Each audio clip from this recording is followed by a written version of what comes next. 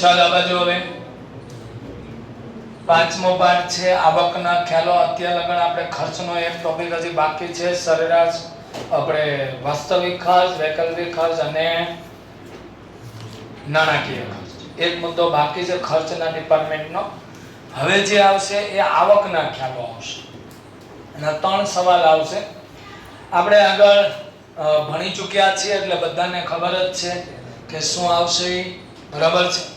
એટલે બધાનું ધ્યાન આ બાજુ બોર્ડ ઉપર હોવું જોઈએ, બધાનું ધ્યાન અહીંયા હોવું જોઈએ. રેડી? ચલો આવકના ખ્યાલોની વાત કરી દઈએ. અહીંયા આવકના ખ્યાલો. રેડી? આવકના ખ્યાલો. ચલો મૂડી બજાર વ્યવસ્થામાં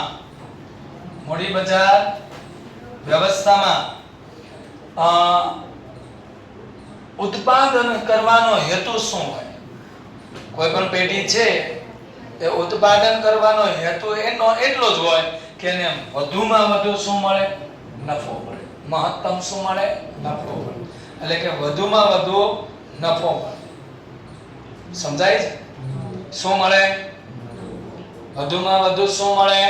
નફો. બરાબર? જેથી એને આવકના ખ્યાલનું મહત્વ વધે. જો એટલે આવકના ખ્યાલનું શું વધ્યું? મહત્વ વધશે. આવકનો જે ખ્યાલ છે એનું મહત્વ એટલા માટે વધે છે કે કોઈ પણ પેઢી હોય એને વધુમાં વધુ મહત્તમ અથવા વધુમાં વધુ એટલે કે મહત્તમ નફો મળે, બરાબર, એવું એ વિચારતો હોય. એ સીધી અને સ્પષ્ટ વસ્તુ છે, બરાબર. તો એના માટે આપણે આવકના જે 3 ખ્યાલ છે અહીંયા આપણે જોવાના છીએ, બરાબર. આવકના 3 ખ્યાલો આપણે જોવાના છીએ અને સમજીએ શું કહેવા માંગે છે, શું કહે છે એને સમજ્યો પહેલા.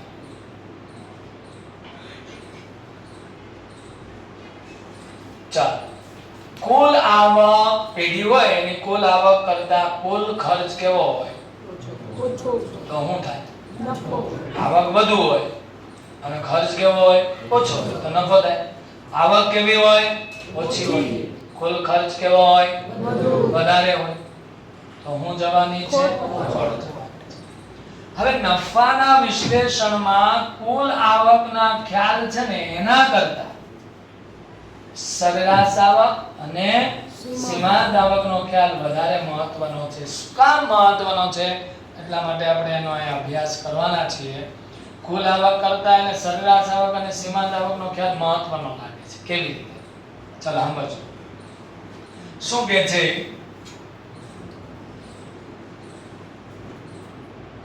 ધ્યાનથી સમજો, બરાબર. આવકના ખ્યાલો એમાં પહેલું આપણે લેવાના છીએ કુલ આવક. કેવી આવક? કુલ આવક. તો કુલ આવક છે જેને ટોટલ રેવન્યુ કહેવાય. શું કહેવાય? Total revenue. આનો અર્થ શું છે કે પેઢી ઉત્પાદન કરેલા એકમોને વેચીને જે નાણાં મેળવે છે, બરાબર. સીધી વાત છે. આવક કોને કહેવાય? કે પેઢી એને જે ઉત્પાદન કર્યું હોય એને શું કરે છે? વેચીને જે નાણાં મેળવે છે એની શું છે? આવક છે. હે? બીજી રીતે કેવું હોય તો કુલ આવક ક્યારે મળે પેઢીને? ચલો, કુલ વેચાણ ગુણ્યા વસ્તુની કિંમત. તો આપણે એનો અર્થ બનાવવો હોય તો શું બનાવાય? કુલ વેચાણ ને વસ્તુની કિંમત વડે ગુણતા જે આવક મળે એનું કહેવાય કુલ આવક. હલો, સીધી જ વસ્તુ છે ને. તમે આટલી વસ્તુ વેચાણ કરીને એક વસ્તુના એટલો ભાવ હતો એ બે વચ્ચે ગુણાકાર કરો તો તમને આવક મળવાની છે. ચલો, કુલ આવકને વેચાણ આવક પણ કહેવામાં આવે છે. કુલ આવકને બીજા નામે વેચાણ આવક. તો એનો આધાર 2 બાબતો ઉપર છે, બરાબર. એક એકમ દીઠ કિંમત એટલે એક વસ્તુની કિંમત અને પછી કુલ વેચાણ. કુલ વેચાણ કેટલું થાય છે ને એક વસ્તુની કિંમત કેટલી છે, આ બે વડે ગુણાકાર કરો તમને કુલ આવક મળશે. કુલ આવક મળશે. 100% મળશે. બરાબર? તો હવે આપણે કુલ આવકનું એક ઉદાહરણ છે, ઉદાહરણ જોઈએ, તમને ખ્યાલ આવશે. આમાં કઈ ઉદાહરણની જરૂર પડવાની નથી, કારણ કે બધી જ વસ્તુ તમને ખ્યાલ જ છે. માનો કે કોઈ એક પેઢી છે, પેનનું ઉત્પાદન કરે છે. રેડી? આ પેનની બજાર કિંમત કેટલા રૂપિયા છે? 50 રૂપિયા રાખી છે, અને કુલ વેચાણ કેટલાનું છે? 100 એકમ. તો 100 ગુણ્યા 50 બરાબર 5000 થશે. હલો? વેચાણ કેટલું થયું છે? 100 એકમ. એક વસ્તુની કિંમત કેટલા રૂપિયા છે? 50. તો 100 ગુણ્યા 50 બરાબર 5000 રૂપિયાની કુલ આવક થશે. થશે? ચલો, હવે TR એટલે ટોટલ રેવન્યુ. ક્વોન્ટિટી કેટલું વેચાણ થયું ને પ્રાઇસ કેટલી છે? હલો છે? એને ગુણાકાર શેના વડે કરવાનું? કિંમત વડે. 100 વસ્તુ વેચાય છે, એક વસ્તુની કિંમત 50 રૂપિયા છે, તો 5000 રૂપિયા કિંમત કુલ આવક છે. બોર્ડ ઉપર ધ્યાન. હવે વેચાણ વધે કે ઘટે તો આવક ઘટે વધે? સીધી જ વાત છે. વેચાણ એમ નમ રહે, પણ કિંમતમાં વધારો ઘટાડો થાય તો આવકમાં વધારો ઘટાડો થાય. ચાલો, વેચાણમાં શું થાય? વધારો. કિંમત એમ નમ રહે તો વેચાણ આવક વધશે, કુલ આવક વધશે, કુલ આવક વધશે. હવે બીજું, વેચાણ ઘટશે, કુલ આવક એમ નમ જ રહેશે. સોરી, કિંમત એમ નમ જ રહેશે, તો આવક ઘટશે. સીધી જ વાત છે. હવે કિંમત વધે કોઈને ગમે નહીં. ભલે કિંમત સ્થિર રહે, પણ વેચાણમાં શું થાય? વધારો, તો આવક વધવાની છે. એટલે વેચાણ વધે ઘટે કે આવક વધે ઘટે તો કુલ આવક વધે ઘટે છે. ચલો, હવે આપણો નિયમ લગાવો. પેલો સરેરાશ ને કોની સાથે સંબંધ હોય? કુલ. સરેરાશ ને કોની સાથે સંબંધ હોય? કુલ. હા, સરેરાશ શબ્દ છે ત્યાં હું મૂકી દીધો કુલ. આવકનો આવક ક્યારે થાય? વેચાણ થાય. જો આપણો નિયમ આગળ મેં તમને સમજાવી દીધું છે. રેડી? સરેરાશ હોય તો કુલ સાથે સંબંધ, સીમાંત હોય તો ફેરફાર સાથે સંબંધ. ઉત્પાદન કરો તો શું થાય? ખર્ચ. અને વેચો તો શું થાય? આવક. આટલું ટૂંકાક્ષરી યાદ રાખો, કઈ જરૂર પડવાની નથી. ચલો, સરેરાશ આવકને એવરેજ રેવન્યુ કહેવાય, ટોટલ રેવન્યુ ને TR કહેવાય, કુલ વેચાણ કેટલું થયું છે એને Q કહેવાય. રેડી? ચલો, કુલ આવક કેટલી છે? કુલ આવક કેટલી? 50000. રેડી? અને કુલ વેચાણ કેટલાનું થયું છે? 1000. તો આ 0 0 0 વૈધા 50 રૂપિયા એક વસ્તુની કિંમત, એટલે એકમ દીઠ કિંમત કહેવાય. એકમ દીઠ કિંમત કયો કે સરેરાશ આવક કયો, બે એક જ કહેવાય. પણ એક નિયમ છે, હમણાં આવશે એટલે તમને હું કહીશ. બરાબર? ચાલ, આ બાજુ પેઢીની પેનનું કુલ વેચાણ કેટલા એકમ છે? 1000. અને કુલ વેચાણ આવક કેટલી થાય? 50000.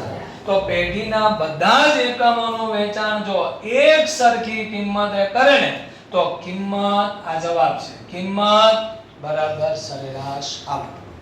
કેટલાની કિંમત છે? 50. 50 રૂપિયાની કિંમત, એટલે કે એક સરખી કિંમતે જો બધું જ વેચે ને, હાલો કેટલા એકમ વેચે છે? 1000 વસ્તુ 50 રૂપિયે જ વેચે છે. તો હંમેશા યાદ રાખજો, જે કિંમત છે એ જ એની શું હોય? સરેરાશ આવક. બે ઇક્વલ જ હોય. જો અલગ અલગ કિંમતે વેચે છે તો અલગ અલગ આવશે. રેડી? તો સરેરાશ કિંમત નોટ ઇક્વલ ટુ સરેરાશ આવક, અને નોટ ઇક્વલ ટુ કિંમત એન્ડ નોટ ઇક્વલ ટુ સરેરાશ આવક. સમજાઈ ગયું? હવે જો એક સરખી કિંમતે વેચે તો બે જવાબ એક જ હોય. સરેરાશ આવક જેટલી હોય એટલી જ વસ્તુની કિંમતનો ભાવ, એટલે કે વસ્તુની ભાવ એટલો હોય.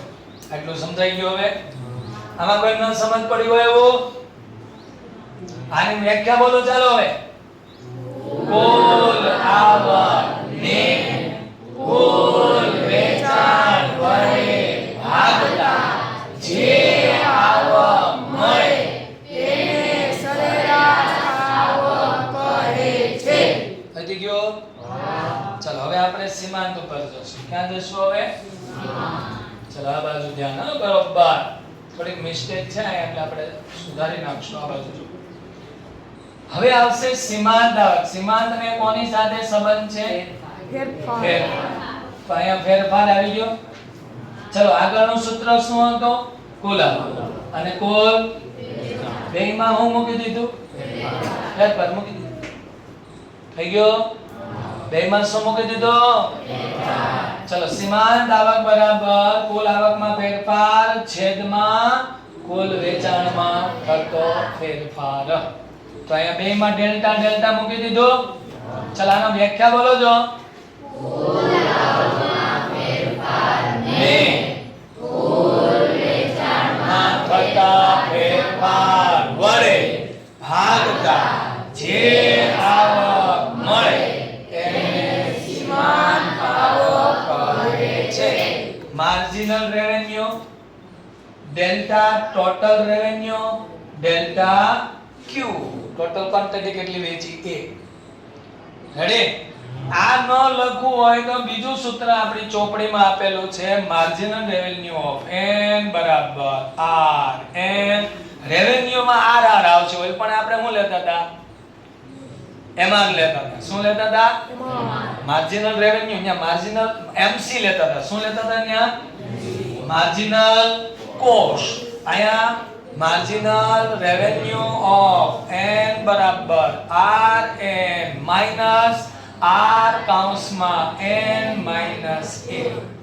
રેડી?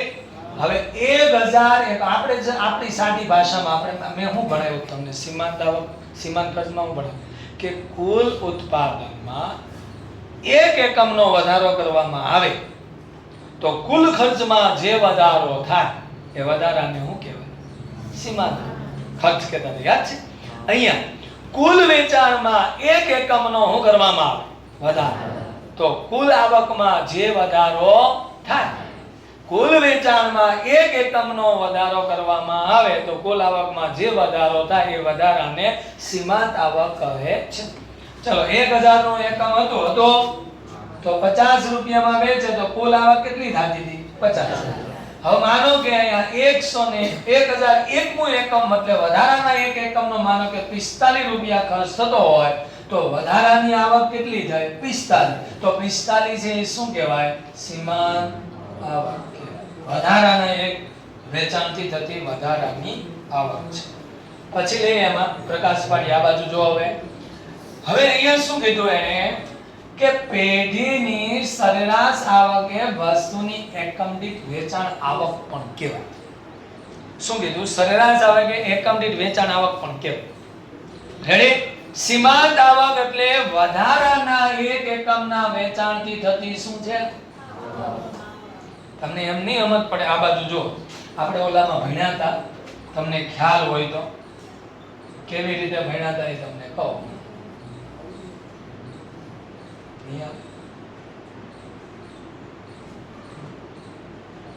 ચાલો આપણે શું કહેતા હતા એને? પહેલા વેચાણ છે, પછી કુલ આવક પછી સીમાંત આવક. વેચાણમાં શું કરતા જઈએ? વધારો કરતા જઈએ. 10 18 28 38 દાખલા તરીકે છે. ચલો પહેલામાં તો જે હોય ડેશ આવી જાય. ચલો વેચાણમાં 1 એકમનો વધારો કરીએ. હેલો, એક વેચતા હવે કેટલામાં વેચશું? એક વધારાના એકમનું વેચાણ કરવાથી વધારાની આવક કેટલી થાય? 8. પછી હજી એક વધારાનો એકમ વેચે અહીં કેટલી થાય? 10. હજી એક વધારાના એકમનું વેચાણ કરીએ તો અહીં વધારાની આવક કેટલી થાય? 10. એટલે એને સીમાંત આવક કહીએ છીએ. રાઈટ? તો અહીંયા શું કીધું? વસ્તુના વધારાના 1 એકમના વેચાણના પરિણામે પેઢીની કુલ વેચાણ આવકમાં જે વધારો થાય એ વધારાને શું કહેવાય? શું કહેવાય? સીમાંત આવક કહે છે. રેડી? સમજાઈ ગયો? હવે એક નાનકડો ટોપિક બાકી છે, એમને આપણે આમાં જોડીએ છીએ. બરાબર? 2 ગુણનો સવાલ મેં તમને કીધું કે લાંબે ગાળે બધા ખર્ચાઓ અસ્થિર થઈ જાય છે. હલો, એવી વાત એક આપણે કરેલી જે આમાં નથી. આ ટોપિકમાં નથી એટલે આપણે પાઠ્યપુસ્તકનું એક ક્રોપ કરેલું અહીંયા મૂકેલું છે, બરાબર? એની વાત આપણે કરી દઈએ. નાનકડી બાબત છે એટલે હમણાં સમજાઈ જાય એવું છે.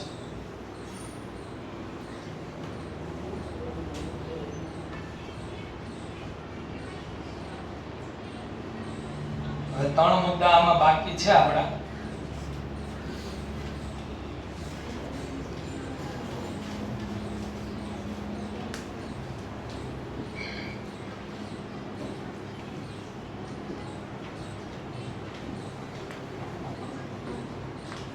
લાંબા ગાળે આ બાજુ જોજો. લાંબા ગાળાની સરેરાશ ખર્ચની રેખા. લાંબા ગાળાની સરેરાશ ખર્ચની રેખા છે. યાદ રાખો. પ્રોફેસર બેનહામ કોણ કે છે? આ બેનહામ છે એ શું કહે છે કે લાંબે ગાળે સ્થિર ખર્ચ અને અસ્થિર ખર્ચ જેવું વર્ગીકરણ રહેતું નથી. ટૂંકા ગાળામાં સ્થિર ખર્ચ અને અસ્થિર ખર્ચ જેવું વર્ગીકરણ છે. તફાવત પડી શકે ટૂંકા ગાળાનો લાંબો ગાળો, હે ને? પણ લાંબે ગાળે કોઈ તફાવત પાડી શકતા નથી. એ આપણે અહીંયા સાબિત કરવાના છે. લાંબે ગાળે તો બધા જ ખર્ચા કેવા થઈ જાય છે? અસ્થિર જ હોય છે. ટૂંકા ગાળામાં ખર્ચનું સ્થિર અને અસ્થિર ખર્ચમાં વિભાજન થઈ શકે, પણ લાંબે ગાળે અપ્રસ્તુત એ બની જાય છે. એને આપણે જોવાનું છે કેવી રીતે. સ્થિર અને અસ્થિર ખર્ચનો તફાવત ટૂંકા ગાળા માટે હોય છે. લાંબા ગાળે ઉત્પાદનનું પ્રમાણ વધારવા માટે પેઢીઓએ સાધનોનું પ્રમાણ પણ વધારવું પડે છે. લાંબા ગાળે આપણે આ સ્કૂલની અંદર એક નવું બિલ્ડિંગ અને જૂનું બિલ્ડિંગ બે છે. જો લાંબા ગાળે આપણી ડિમાન્ડ થાય, માંગ વધી, તો આપણે આ બાજુ નવા ક્લાસ મોટા બનાવવા પડે. જોઈ એમ કોઈ ધંધો છે, એકમ છે, એની બાજુમાં એને બીજું યંત્ર મૂકવાનું છે. હવે યંત્રનો ખર્ચ કેવો ખર્ચ કહેવાય? સ્થિર. લાંબા ગાળે પેઢીના કદમાં શું થયો? પેઢીના કદમાં શું થયો? તો નવું યંત્ર મૂકવું પડ્યું તો સ્થિર ખર્ચ રહે, કેવો થઈ જાય? અસ્થિર. કારણ કે નવું મૂકવું પડ્યું. અથવા ભાડાની જમીન લેવી પડશે, અથવા વેચાતી જમીન લેવી પડશે. તો એ જમીન ઉપર પ્લાન્ટ વધારવામાં આવે અને કદમાં વધારો કરવામાં બીજું યંત્ર મૂકવામાં આવે તો એ લાંબા ગાળે અસ્થિર થઈ ગયું કહેવાય, જે સ્થિર રહેતું નથી. શું કહે છે હવે? સાધનો વધતા બધા ખર્ચાઓ પણ વધી ગયા. રેડી? તે સ્થિર ખર્ચ રહેતો નથી. પેઢી મોટી બને છે, પરિણામે અસ્થિર ખર્ચાઓ ઉત્પાદનની સાથે તો વધતા જાય છે. એક યંત્ર મૂક્યો, એમાં એકમાં કાચો માલ જોતો હોય, બીજું યંત્ર મૂકી દો તો બીજામાં કાચો માલ નો જરૂર પડે, તો અસ્થિર ખર્ચ તો વધવાનો જ છે ને. ઉત્પાદન વધશે તો અસ્થિર ખર્ચ તો વધતો જ જવાનો છે. ટૂંકો ગાળો હોય કે લાંબો ગાળો હોય. હાલો, એ આપણે ભણી ગયા. એક ઉદાહરણથી સમજીએ કે પેઢીમાં કામ કરતા કાયમી શ્રમિકોને ચૂકવાતું વેતન ટૂંકા ગાળામાં કેવું હતું? ટૂંકા ગાળામાં કાયમી કમિશન, ભણાવે તો ભલે, નો ભણાવે તો ભલે, હાલો, પણ જે પગાર આવવાનો તે આવવાનો જ છે, હે ને? ઉત્પાદન કરે તો ભલે, નો કરે તો ભલે, હાલો, પણ શ્રમિકોને 1 મહિનાનો બાંધો પગાર હોય તો એને આપવો જ પડે કે ન આપવો પડે? હવે અહીંયા શું કીધું એને? જો બજારમાં વસ્તુની માંગમાં શું થાય એટલે નિયોજકને એમ લાગે કે હવે આપણી ડિમાન્ડ કેવી થાય છે? ડિમાન્ડ કેવી થાય છે? વધે છે, કાયમી રહેવાની છે માંગ. એવું જો એને લાગે, કોને? નિયોજક. કોને? નિયોજક. નિયોજકને એમ લાગે કે માંગ કાયમી છે અથવા લાંબા ગાળા માટે એ વધી છે, તો વધારાના શ્રમિકોને કામ ઉપર રાખવા પડે કે ન રાખવા પડે? તો ક્યાં ગયું સ્થિર ખર્ચ? અદ્રશ્ય થઈ ગયું. નવા રોકવા પડ્યા કે ન રોકવા પડ્યા? પણ ક્યારે? લાંબે ગાળે. એટલે જમીનનો એક વધારાનો ટુકડો પણ ભાડે અથવા વેચાણથી લઈને પેઢીને મોટી બનાવવામાં આવે છે. કેમ? માંગમાં શું થાય? તો ઉત્પાદનમાં શું કરવો પડશે? તો એક યંત્ર તો એની જગ્યાએ બીજું નહીં મૂકવું પડે? બીજું મૂકવું પડશે કે નહીં? અને બીજું મૂકશે તો લાંબે ગાળે સ્થિર ખર્ચ હતો એવું કઈ રહ્યું નહીં. જો કોઈ નવું મૂકવું પડ્યું યંત્ર, હે ને? અને બધા જ ખર્ચાઓ કેવા બની જાય છે? અસ્થિર. રેડી? આ છે આપણો અહીંનો આવકના ખ્યાલો, હે ને? Total revenue average revenue and margin revenue. બરાબર? જય હિન્દ.